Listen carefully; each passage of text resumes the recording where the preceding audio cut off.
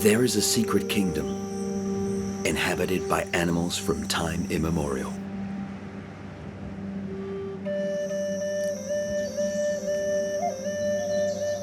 They cannot be found or seen anywhere else, for their kingdom is an island far away.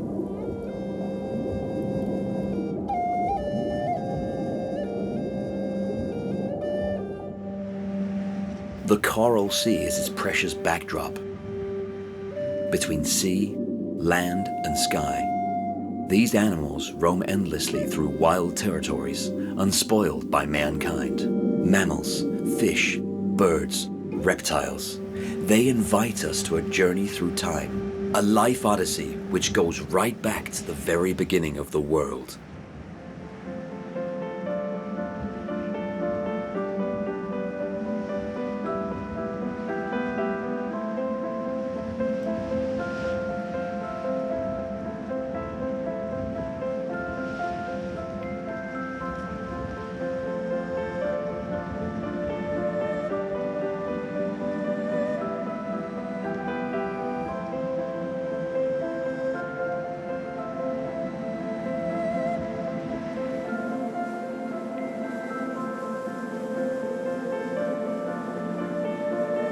Beyond the clouds that nonchalantly roam the Pacific sky, a land like no other emerges, New Caledonia.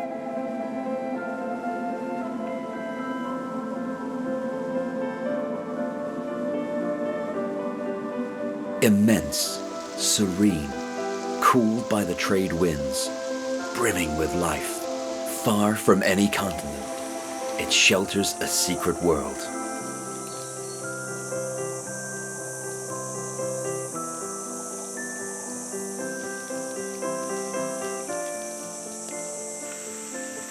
The whole island rustles with a discreet and silent life. It offers itself, wild and fleeting, only to the most attentive, knowing, and patient of gazers.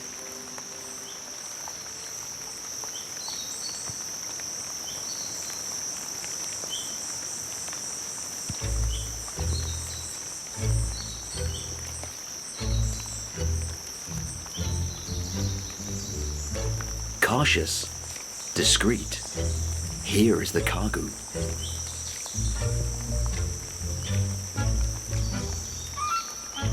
Just like the hen, it is incapable of flying.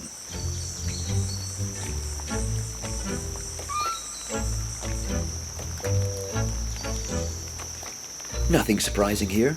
On this island, from the beginning, the kagu has never known a predator. So why have big wings when one feeds on insects at ground level?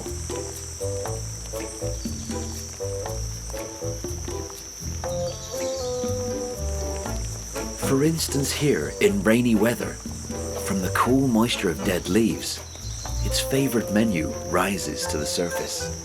Always on the lookout, the kagu is voracious. Its beak is large and powerful enough to dig into the earth, a land where, until the arrival of man, the kagu had neither cats nor dogs to fear.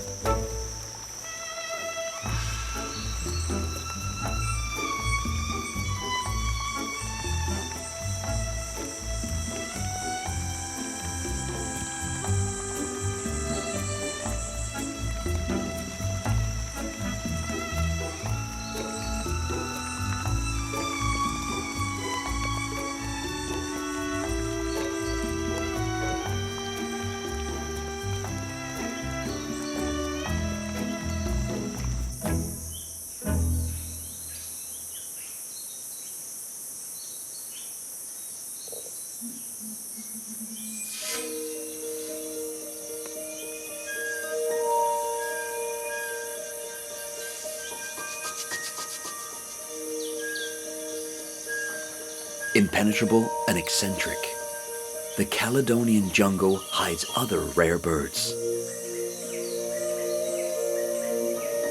This is the horned parakeet.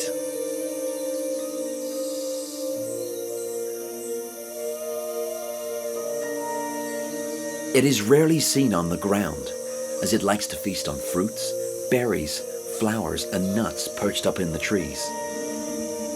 Its feathers help it blend in with the leaves of the canopy.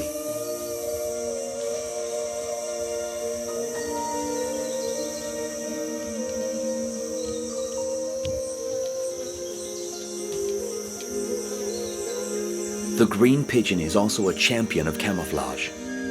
Only during takeoff or landing can its presence be given away.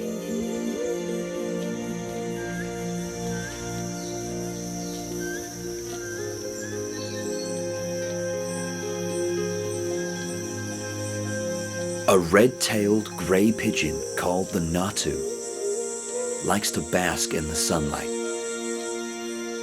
It is the largest pigeon in the world and can weigh over 1 kilo.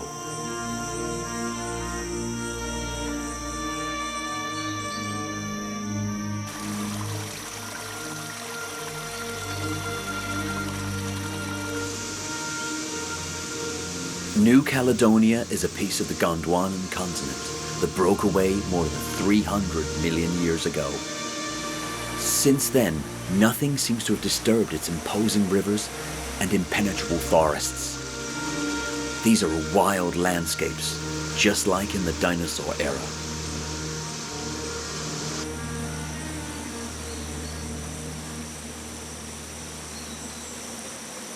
New Caledonia is a miracle of equilibrium. Here, mineral, vegetable, animal, earth, air and water have made a pact to shelter life forms which date back to the origins of the world and which have disappeared elsewhere on the planet. In this impetuous water live creatures of great ingenuity. Aquatic insects are patiently building nets.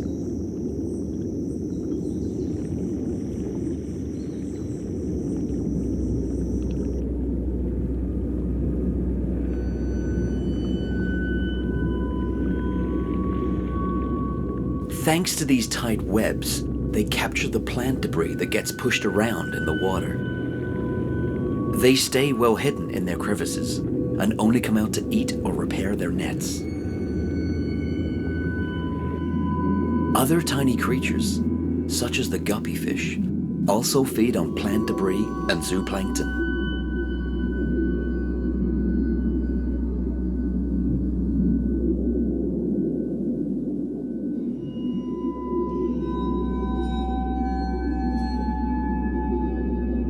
Further along, freshwater snails graze on the algae that line the rocks, and the gentle currents of the river carry the creek shrimp. They are omnivorous and let themselves be lifted from rock to rock in search of insect larvae, dead fish debris, algae, and even fruit under the unblinking eye of the black stiffodon.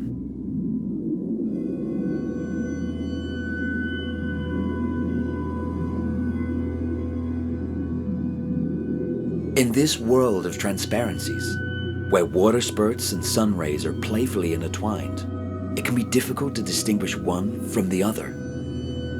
The surface of the water, a liquid border that is indistinct, transparent and fluid, separates worlds where each occupant, silent and attentive, has its position. Here, life high and low merge. Marine, mineral, plant. All elements work together for the benefit of the animal kingdom.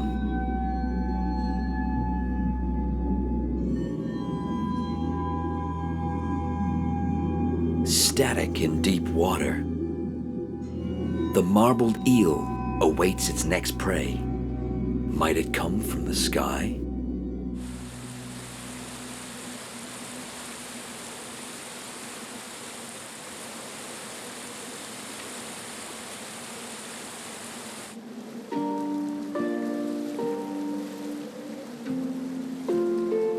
New Caledonia is a land rich in water. As far as the eye can see, the landscapes are green, and the plains seemingly limitless. Yet mainly in the south of Grande Terre, the plains gradually give way to a landscape which looks more arid. These large spaces are called the maki minier, the mining maki, They cover just over a fifth of the territory. It is not water that prevents plant life from thriving here, but the soil, as it is very rich in iron, magnesium, and nickel. The mining maki have given birth to species, both plant and animal, which can only be found here.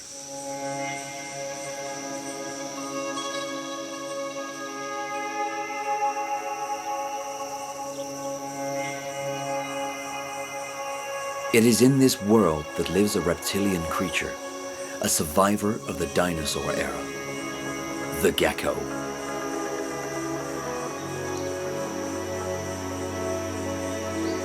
The Caledonian gecko is the largest in the world.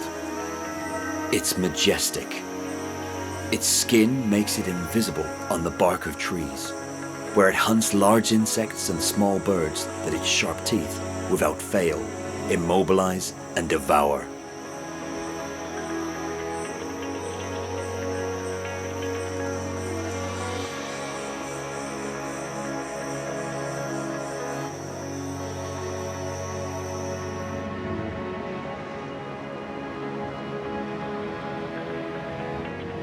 Because of its soil and geological history, New Caledonia is often thought of as first and foremost a fossil island.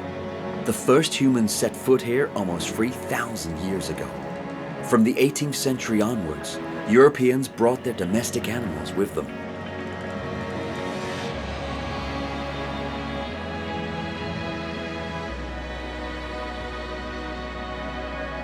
To the west of the island, beyond the mining maki, lies the Savannah.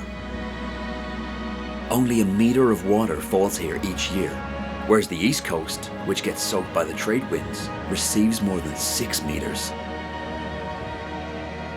But despite this, the mineral-rich soil in the Savannah, dry forests, plains, and semi-desert grasslands still nourish a grass full of nutrients that benefit the island cattle.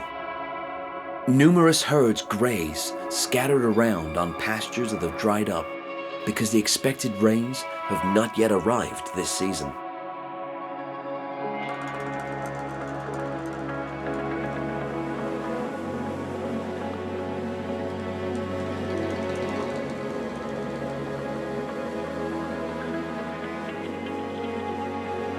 Where the earth joins the sea, New Caledonia looks like paradise. Here, horses have grown wild again, having fled their enclosure or been abandoned. In this space, they have found total freedom.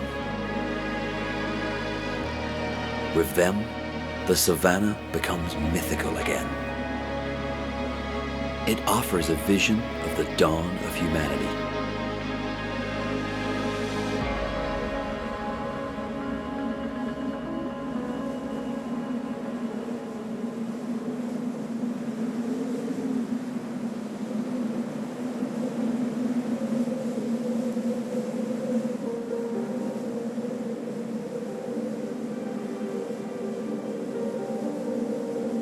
Taking advantage of the low human presence due to the arid soil, another herbivore has also made the savannah its home. It cunningly knows how to be discreet and avoid farmlands, but also how to sneak inside them when needed. Imported from the island of Java at the end of the 18th century, the Rusa deer has proliferated to the point where it's becoming a danger to the local flora. It has suffered the same fate as farming livestock and is being hunted for its meat.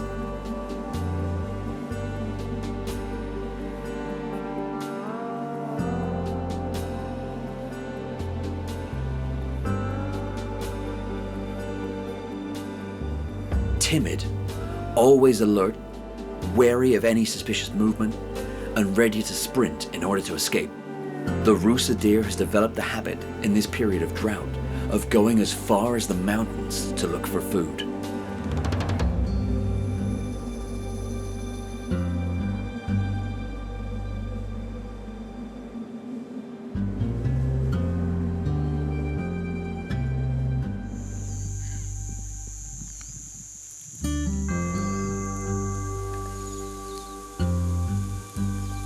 This is the season when the males lose their antlers. Others are molting and their winter coats fading.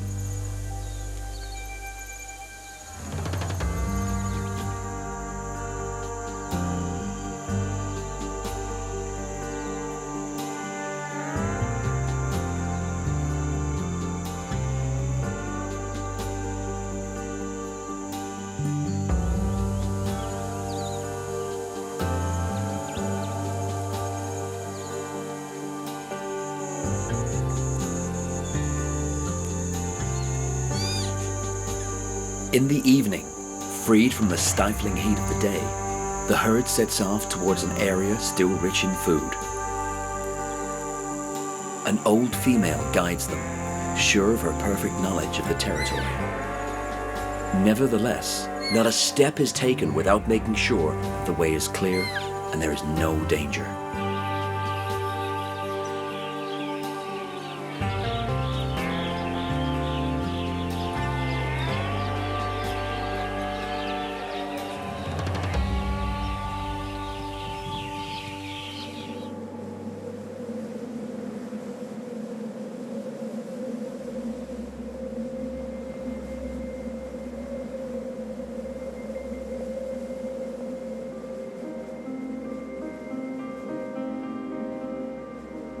As day becomes night, the island falls silent for a while before it starts rustling with new sounds.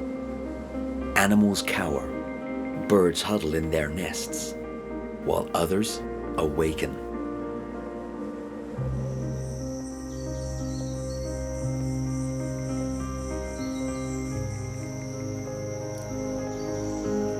This is a dame roussette, the largest and most widespread fruit bat on the island.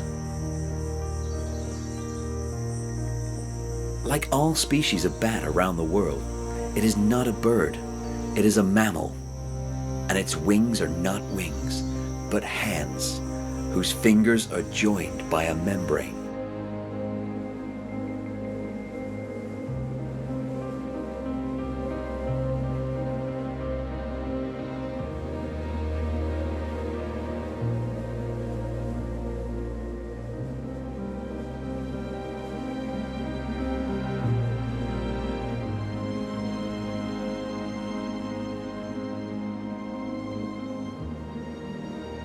In China, bats are symbols of happiness, and the Maya worshipped them. Here, the bat is at home, as it is endemic to the island. Flying from the top of peaks and cliffs overlooking deep wooded valleys, bats live in the most difficult places for humans to reach. They fly throughout the night in search of their food, the ripest fruits.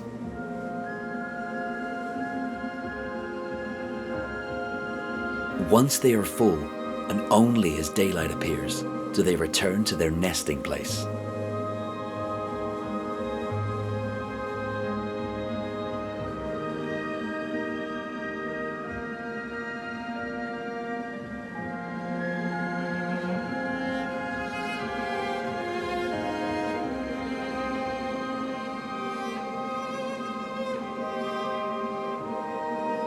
This new day is not a day like any other. The waves that come and go on the island's sand are a testament to passing time. For thousands of years, ever since the reign of the great reptiles, the beaches of New Caledonia have experienced an unchanging ritual, and today is the day to see it perpetuated. Each day has been vital. In all, 80 days of sleep in the warmth of the sand. And today, here they are. 80 days to hatch, and millions of years of evolution. They hatch in their hundreds, alone, and will never know their mother.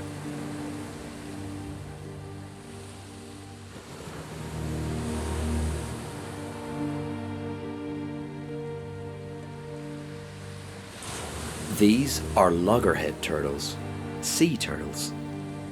Here in New Caledonia, they are called big-headed turtles even though for the moment, they're still very small.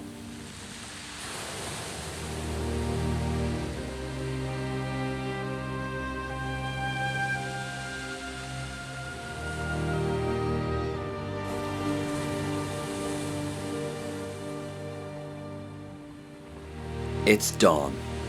Hatching often takes place at night or in the early morning, so that the darkness increases the chances of escaping predators and avoiding the burning sand.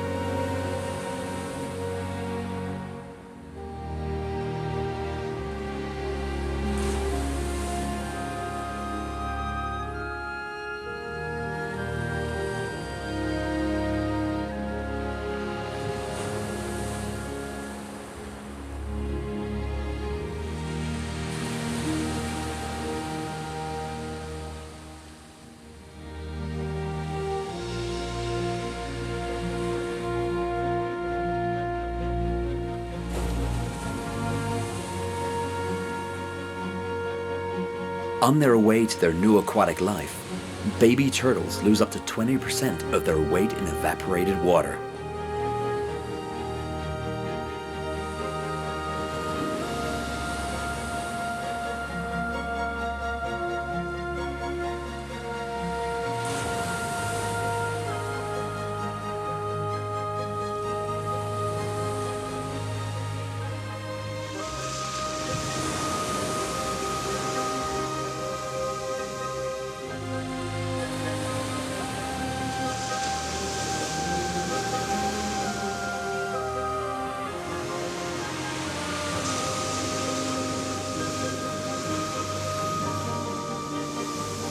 Once they have reached the water, they simply let the tide carry them out to sea.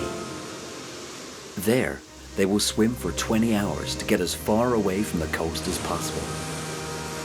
The young loggerheads will remain in the open sea until they reach adolescence. As adults, they will migrate back to the beach where they were born and will perpetuate their species, hopefully for thousands and thousands of years.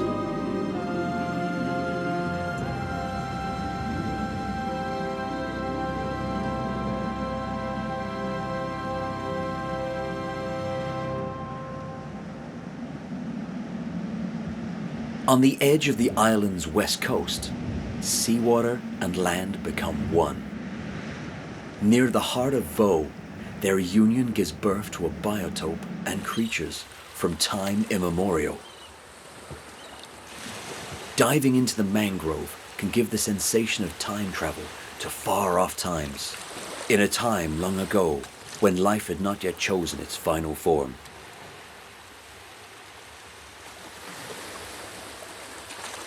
One of these alien-like creatures seems to come from these earliest times. Not quite fish, not quite frog, probably a bit of both. Here is the periophthalmus. We also call them gobies.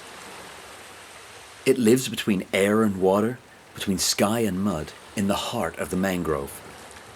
With a colour perfectly adapted to the tree trunks and rocks it clings to, the periophthalmus is quick and crafty, and feeds on all kinds of insects and small invertebrates.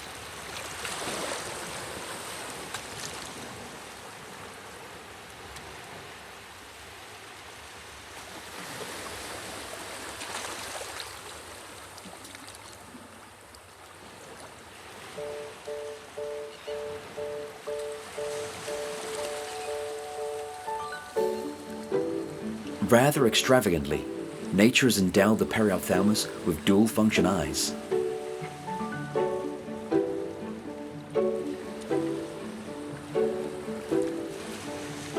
It can see both above and below the water, and in both cases has a very wide field of vision. Its protruding eyes can turn at any angle and independently from one another, so that nothing escapes the rainbow-eyed periophthalm's attention.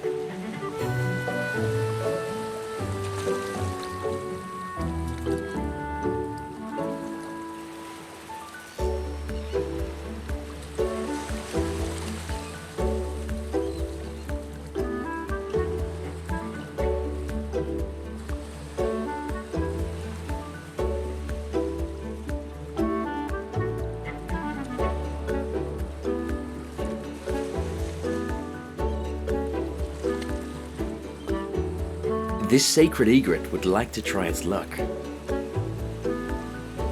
But with such efficient eyes, there is no doubt that the frogfish has already seen it coming.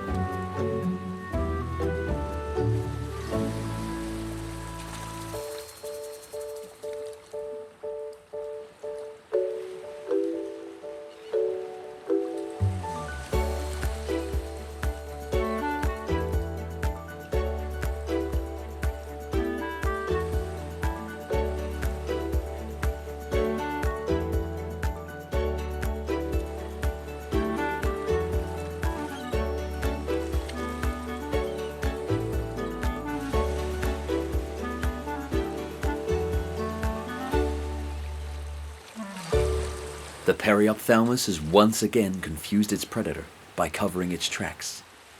It can now head back to the shore at its own leisurely pace. The sacred egret will have to try its luck elsewhere.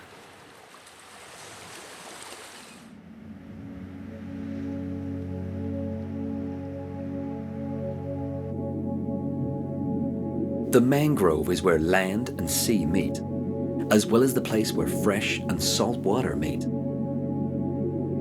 This forms an extraordinarily rich biotope where myriad aquatic species flourish. They can come to life here without fear, as the labyrinth of deep roots form hiding places which the biggest predators cannot penetrate.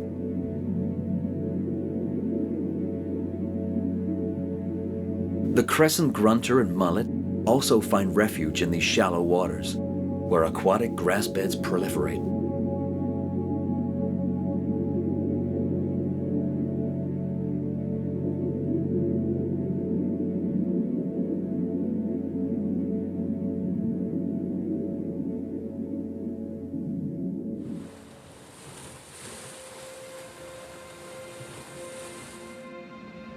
A little further offshore, but still in the mangrove, several species take advantage of the shallow bays and networks of wind-protected channels.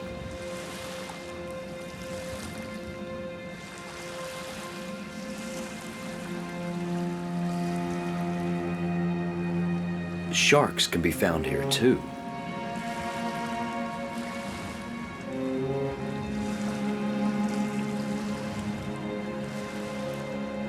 These shallows are the lemon shark's favorite hunting ground.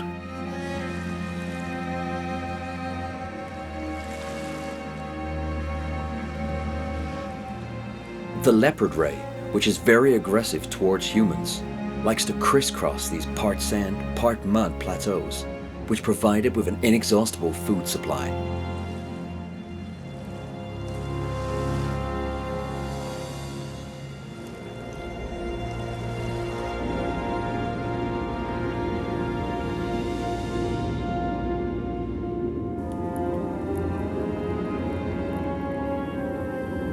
The green turtle enjoys grazing on the grasses that grow on the shoals.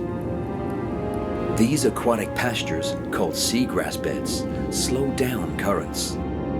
Their roots increase the sedimentation of the seabed, thereby avoiding coastal erosion.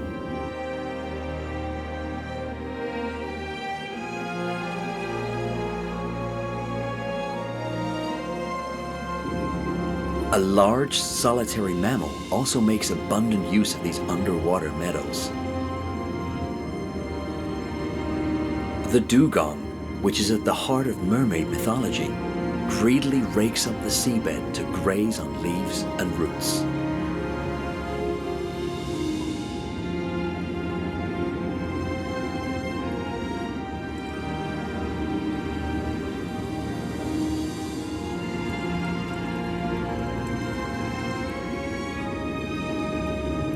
The golden trevally takes full advantage of the protection provided by the dugong by never leaving its side.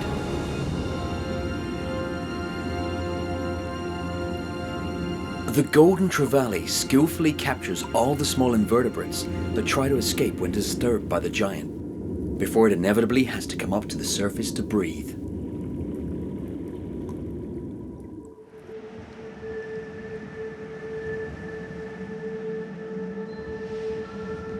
The sea.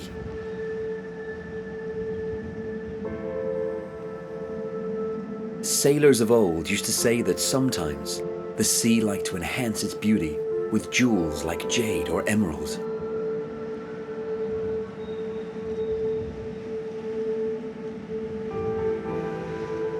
Here in New Caledonia, it seems that the sea has chosen the most sumptuous of jewels.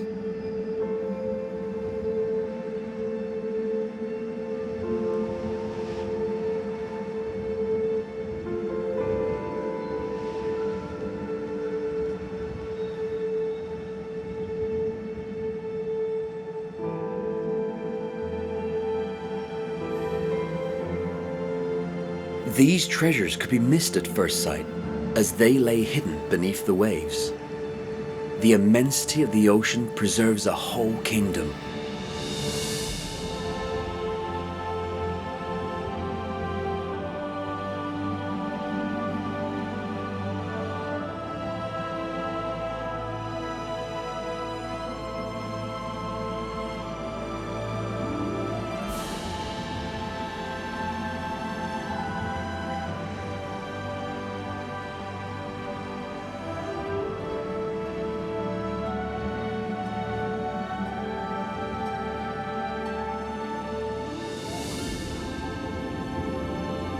It is here, in the seabed of New Caledonia, that the longest uninterrupted coral reef ever seen on the planet, that stretches over 1,600 kilometers. Protected, free, absolute masters of their underwater kingdom, more than 1,600 species of fish inhabit chiseled, multicolored palaces of lace. These bold palaces are shaped century after century, even millennium after millennium, by the accumulated aggregates of more than 350 different families of coral.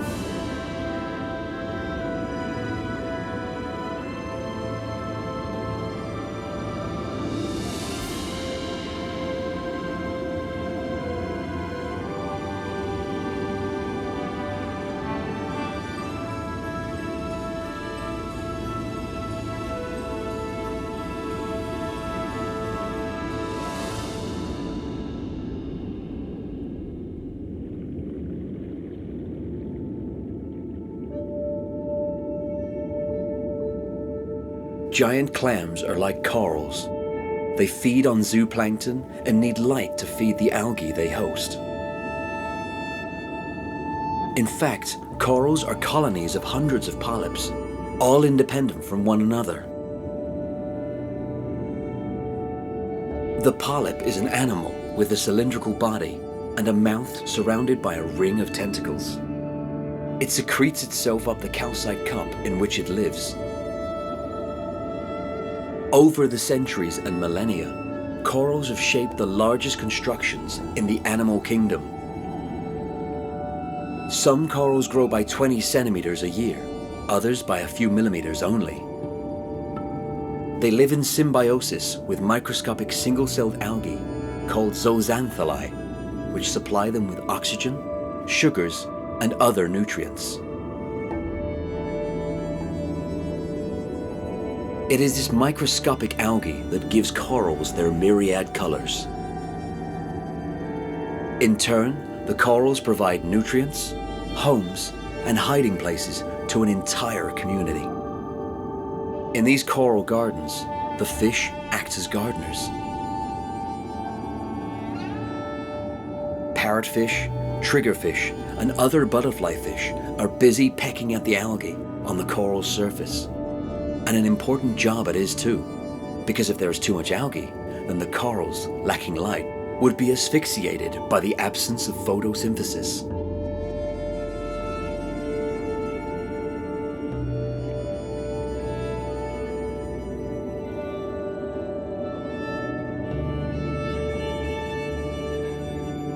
These strange Christmas tree-shaped creatures are worms. And they're in fact called Christmas tree worms. Their branches, instead of bearing gifts, capture nutrients as they pass by, carried by the current.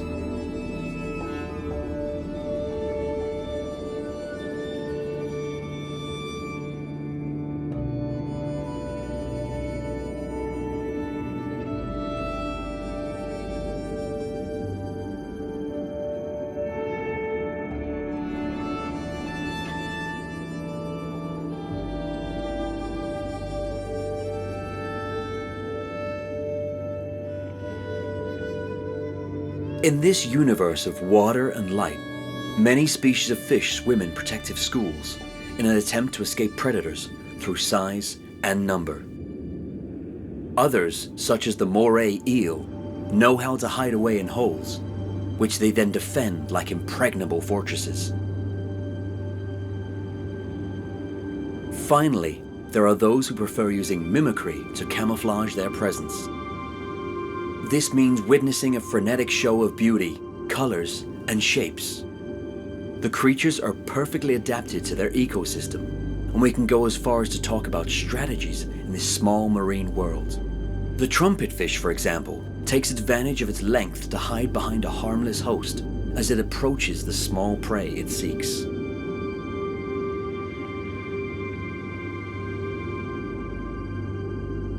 Sea slugs graze on algae and sea sponges, and colonies of catfish use their group power to hunt small underwater invertebrates together.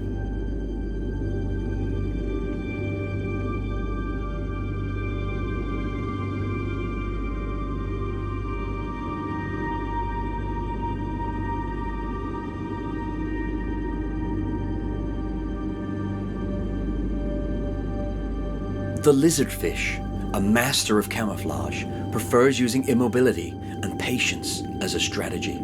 A careless creature is bound to come along eventually. It is a waiting game, which the scorpionfish, invisible due to its perfect mimicry of its coral environment, also practices.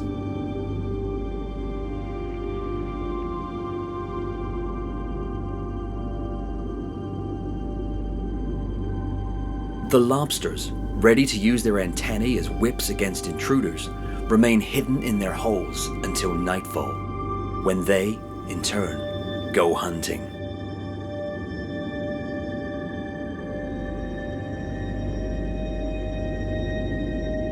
The cleverest fish on the reef are undoubtedly these small black fish with blue and yellow stripes, the wrasse. Their trick? By helping out the large predators, thereby obtaining their immunity. How? They turn themselves into cleaning stations, and as a result, become immune from the predator's aggression. The hunters come to them to have their gills cleaned, and even their mouths, without ever swallowing their toothbrushes. Hence the name cleaner wrasse. Not only do they gain protection, but also a salary. The wrasse gets to eat the parasites and crumbs stuck in the teeth and gills of its host.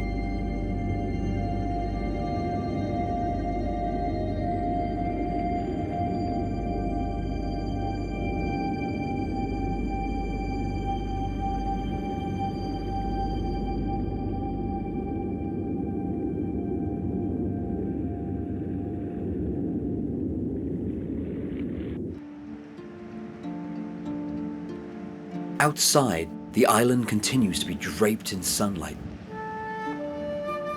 In fact, it is not quite an island.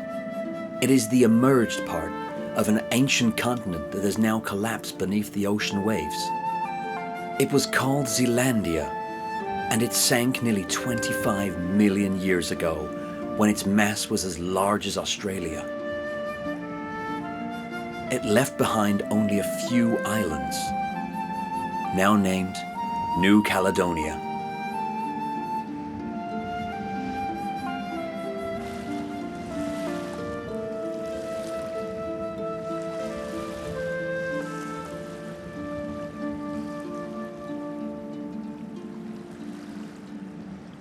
Could the birds that fly in the skies over these lands today have memories of the old continent? Perhaps it's because they saw their former land sink that they adapted and became seabirds. In any case, it is here that they nest every year by the hundreds of thousands to give birth to their young and perpetuate their species. These are the terns.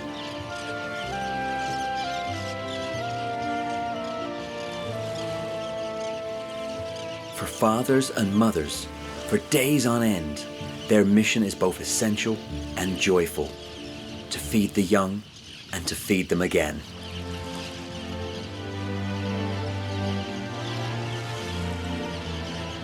To the untrained eye, one might think these thousands of terns make up one family. This is true in a sense, but beware. Don't confuse them all, as there are several distinct species. There is the roseate tern, with a black cap, red beak, and red legs.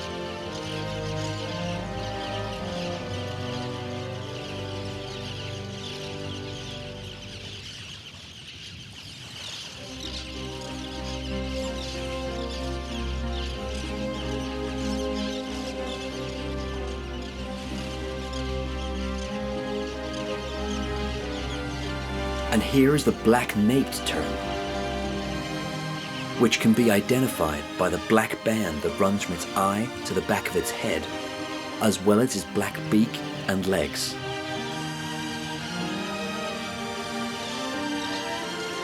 Roseate and black-naped terns, which form a single family, are the masters of this place.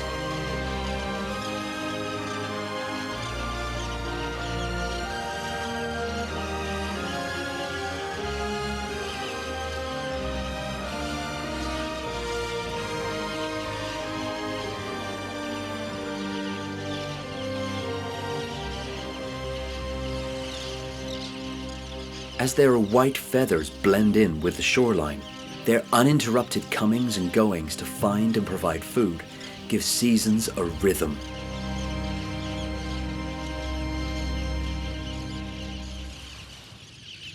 For their young may be born here and now, yet thousands of births have also taken place at sea.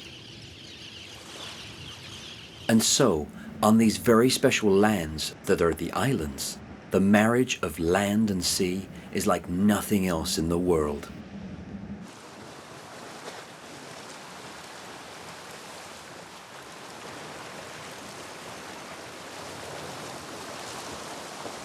Another heir from the dinosaur era, the sea crate, is also an emblem of New Caledonia because it is found only on this island. Here locals have named it Trichorrhea, or stripy jumper, because of its black and white rings.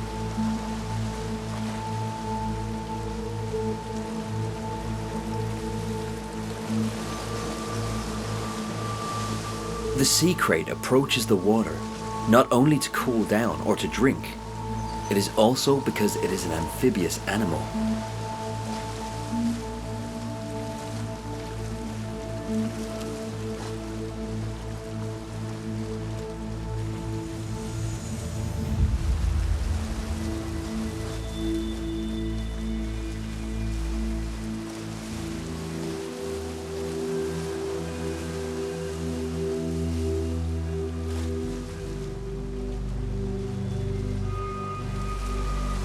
Like the tern, does the sea crate also carry the memory of the lost continent in its genes?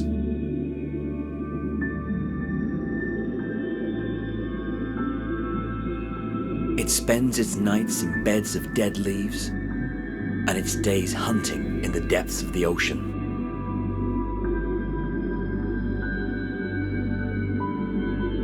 The sea crate is fearful and does not attack humans, which is just as well, since it's the most venomous of all its fellow snakes. Its venom, which is nothing more than hyper-enhanced saliva, is 10 times more powerful than that of the king cobra, and 50 times more powerful than that of the diamondback rattlesnake, both of which are deadly. Moray eels are its favorite prey, but only if they're not too big. Between 2 breaths at the surface of the water, the sea crate travels incredible distances in search of the ideal prey.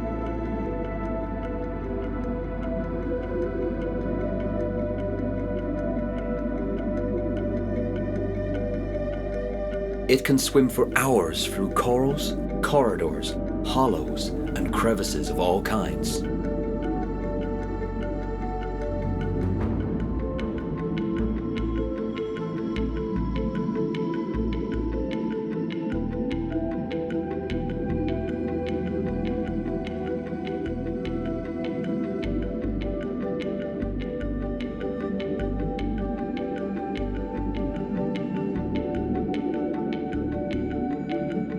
Its rudder-like tail propels its undulations, enabling it to keep in rhythm with the pulsation of the sea's submarine masses.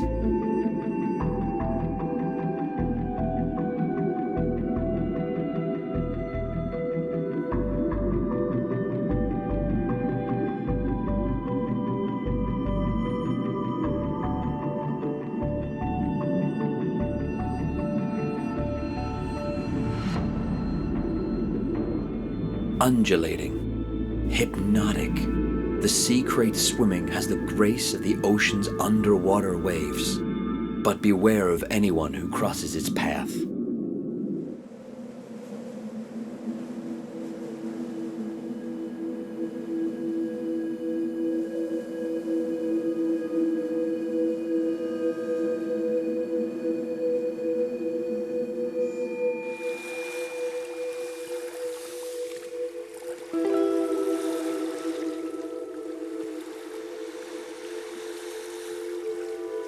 As the sun disappears into the horizon and night falls, darkness spreads its cloak to the bottom of the sea.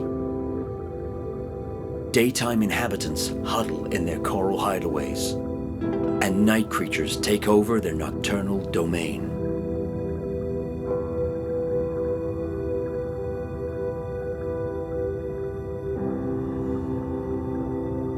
Gently rocked by the movement of the waves, the fish let themselves be invaded by sleep, but they sleep with one eye open. Others wake up. When it is completely dark, they come up from the depths and, emboldened, go in search of their keep.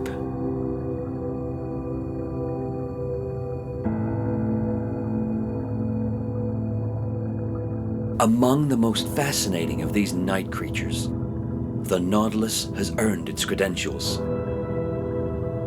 A shell mollusk shaped by 500 million years of biological evolution, the nautilus goes all the way back to the time of the dinosaurs.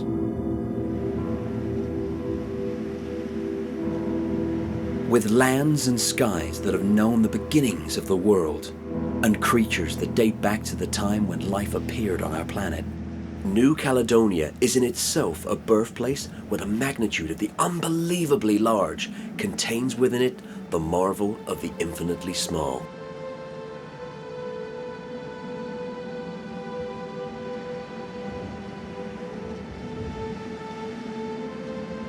Like yin and yang, day and night, the macrocosmic and the microscopic, the entire island greets daylight every morning.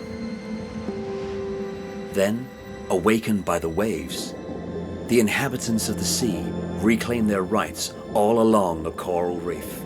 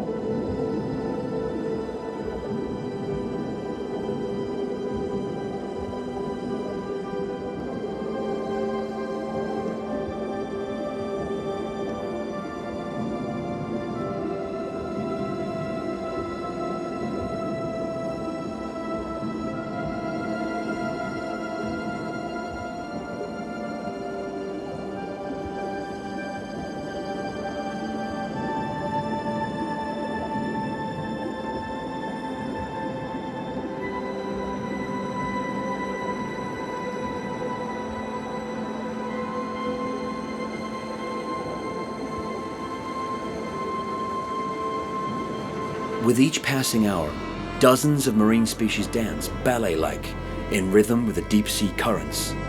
High-fin groupers, grey or black-tail reef sharks, guitar rays, all enjoy the current created by the reef vault. Not only does the current bring minerals, but it is also a godsend for grey reef sharks.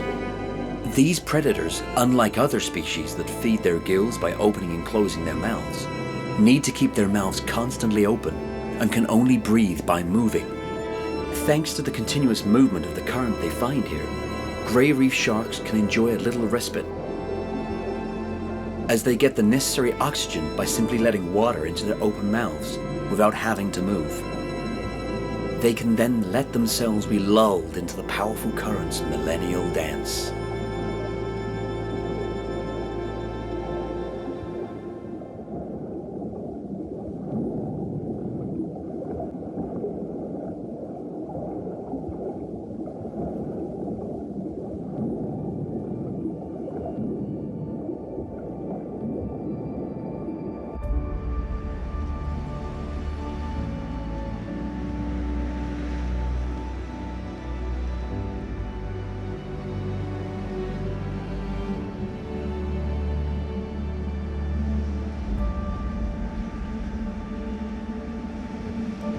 A remnant of a lost continent, New Caledonia is rich in animal species which descend from the first life forms to appear on Earth. The fossil island. That is the name biologists give it, and although there are no longer any dinosaurs, its remoteness from the rest of the world has allowed it to keep its beauty, its purity, and the richness of its fauna and flora intact.